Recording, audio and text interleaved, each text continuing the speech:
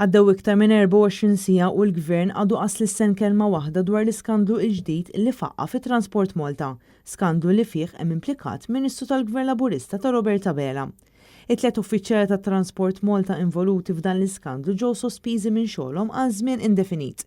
Clint Mansueto li għandu 40 sena li huwa direttur tat-Transport Malta kif ukoll uffiċjali Raul Antonio Pax ta' 35 sena u Filip Edric Zammi ta' 23 sena kienu akkużati fil-qorti li jgħenu lin-numru ta' persuni li kienu jaħdmu fil-villa tal-Ministru konċernat jgħaddu mit-test tas-sewqan tal-karozza. Mill-mowbajl ta' wieħed mill-akkużati rriżultaw numru ta' chats illi juru rabta ma' partit politiku fejn kienu jgħaddu ismijiet ta' persuni li kellhom jgħaddu mit-test tas-sewqan. Issemma wkoll kif il-pressjoni fuq Transport Malta kienet ġejja minn diversi ministeri mhux wieħed. Mill-qorti ħarġ ukoll kif il-Pulizija kienet ilha sentejn sħaħ b'informazzjoni f'idejha dwar dan l-iskandlu. U quddiem dan kollu l-Partit Laburista l-Gvern u lanqas il-Ministeru tat-Trasport għadhom ma kkummentaw fuq dak li kien għaddej fit-Transport Malta.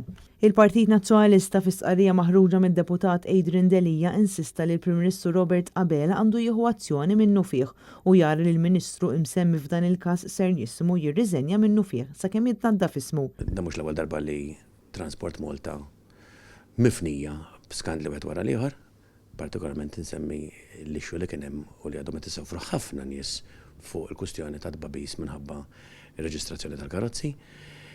Il-Gvern ma jgħid xejn, għalfejn ma jgħid xejn, s'issa ħareġ mill-qorti biss, għax kien ħareġ mill-qorti il-Gvern qaqqas biss kien iħossu obbligat imqar id-deċenza ta' trasparenza illi jinforma lill-pubbliku, lill-poplu Malti wawċi. Imma ma nafux minnu dan il-famuż Ministru jew Ministri, għax mhux ċar. Jekk Minister żball, s'issa rajt ċaħda waħda biss tal-Ministru Ian Borċ li jfisser illi l-Ministri kollha l-oħra ta' dan il-Gvern, tal-Gvern ta' Robert Abela, għadhom taħt dan id-dell illi possibilment ikunu huma illi mċabsin b'dan l-iskandlu.